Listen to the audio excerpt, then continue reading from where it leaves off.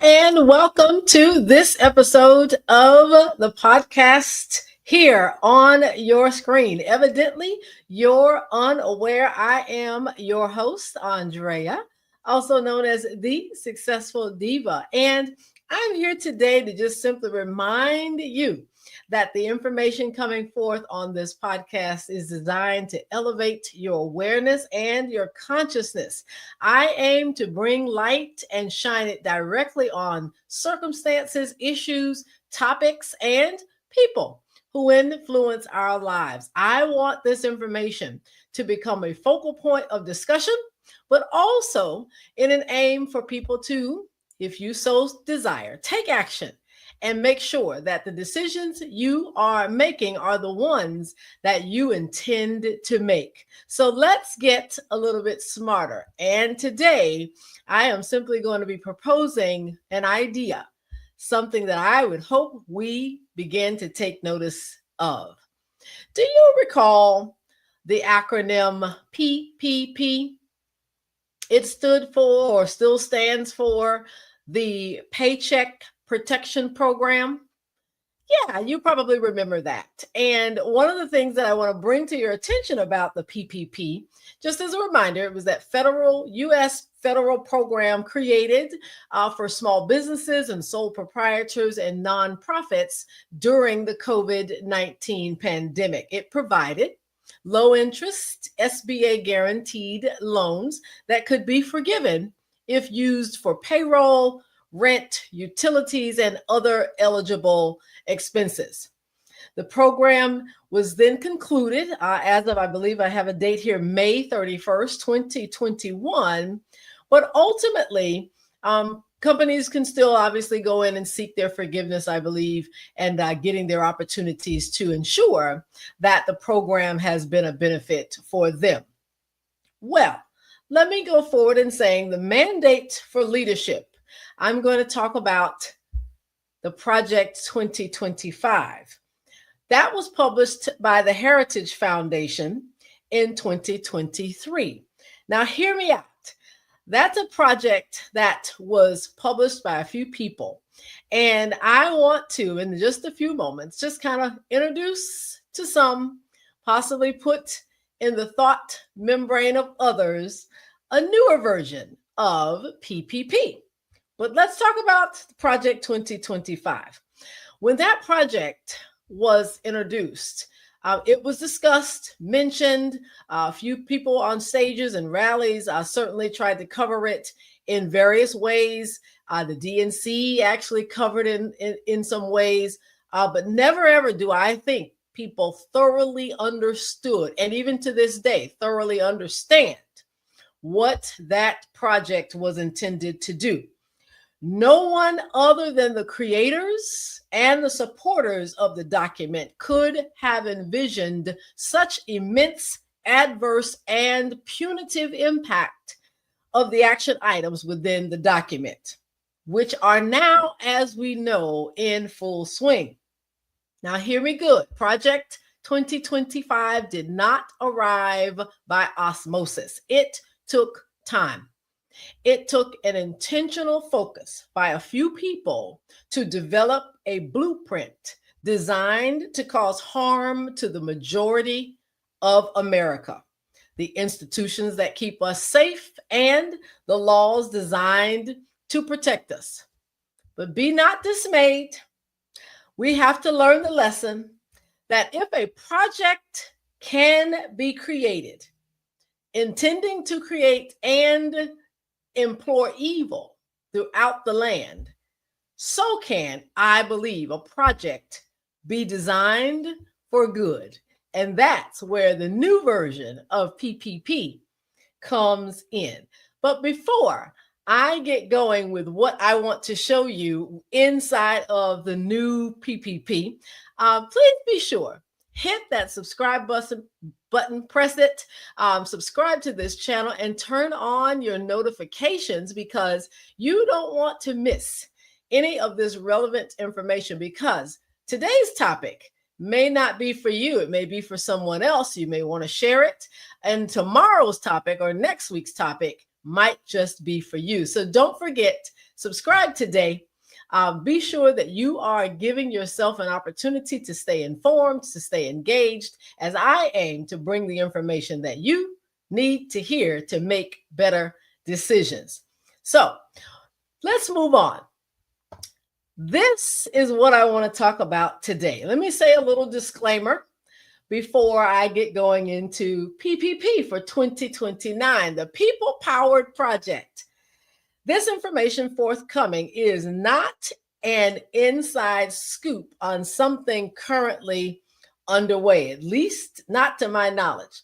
The People Powered Project is airing here on Evidently You're Unaware to bring light and attention to the fact that our legislators, the people who we send to represent our interests, can no longer wait to introduce and implement changes to law. We do not have years. We do not have 2 to 3 election cycles. Change needs to occur as swiftly as people-focused legislators enter the office. Hear me, let me repeat that one more time. Change needs to occur as swiftly as people-focused legislators enter office. Let me give you a contrast. Do you recall how swiftly the January 6th insurrectionists received pardons? That's how swiftly people-focused legislators, when they enter office, need to act on behalf of the people. So let's make this go viral. I don't care where you are. I don't care who your legislator is and who you sent or did not, maybe by a vote to office. If we want to turn this around, make this go viral. People Powered Project airing here just as a thought for going forward in 2029. So I'm just going to highlight a few things that people-focused legislators might want to focus on the agenda once they enter the office.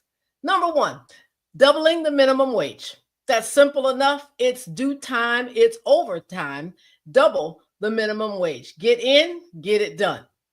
Removing presidential immunity. That's enough said. I don't need to, in other words, there should be no one with that. And ultimately, we can now see that the highest court in the land has gotten this one wrong. So when you get in, people-focused legislators, I'm talking to you, please be sure that this is on your agenda swiftly. Restore women's health care rights. Put it on the agenda. Let's get it done. Expand the Supreme Court of the United States to 13. There is no reason why we have the number we have now. It should be expanded. There needs to be diversity. Expand the SCOTUS to 13. SCOTUS term limits. Now, there's a novel idea. Number 5 on the agenda for the People Powered Project. SCOTUS term limits. Eliminate Citizens United. I won't spend much time on this episode to go into Citizens United. If you are unfamiliar with what and who Citizens United is, please Google them and you will discover that this is an organization that should be eliminated effective immediately.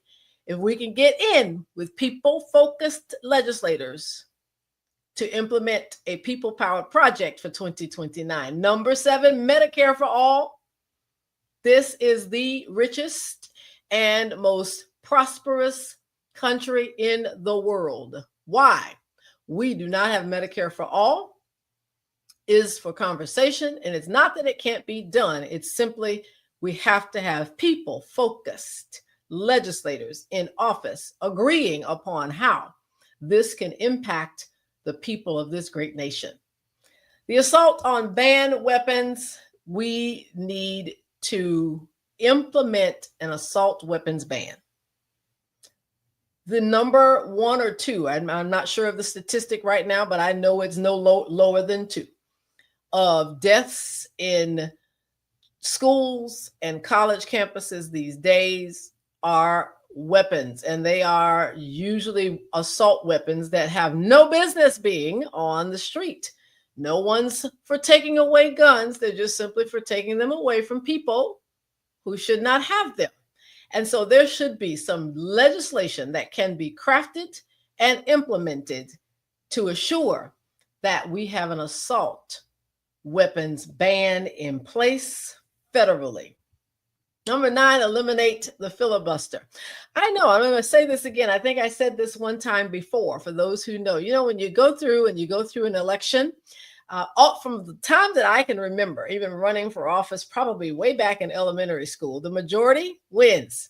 If there are 25 students in the classroom and you get 15 of them to vote for you and the 10 did not, you are the winner. I'm not sure why we have to have 2/3 vote where the House of Representatives can pass things and move them into the Senate by a simple majority. Why does that not exist in the Senate? Agenda item number 9, eliminate the filibuster. That is a people-powered project for 2029, and you can implement that with a few simple strokes of a pen and some proper wording inside of legislation. And number 10, this is just one I threw in, U.S. Congress term limits. And I know there is something to be said about wisdom, about those who are still serving in our Congress or branches of legislation well beyond the age where Medicare can be obtained and Social Security can be earned.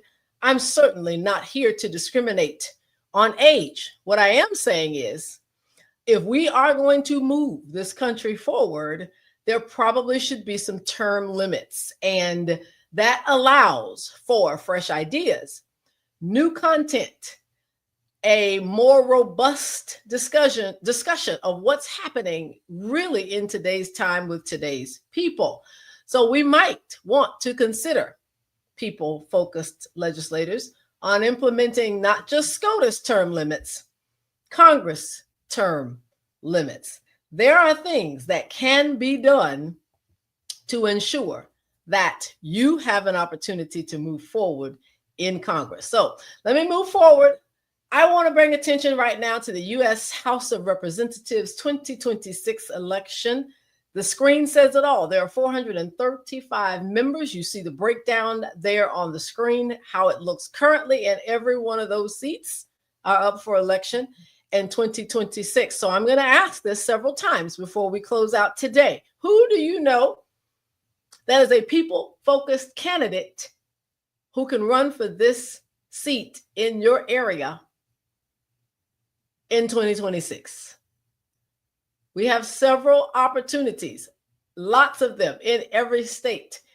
All 435 seats are up for election in 2026 in the House.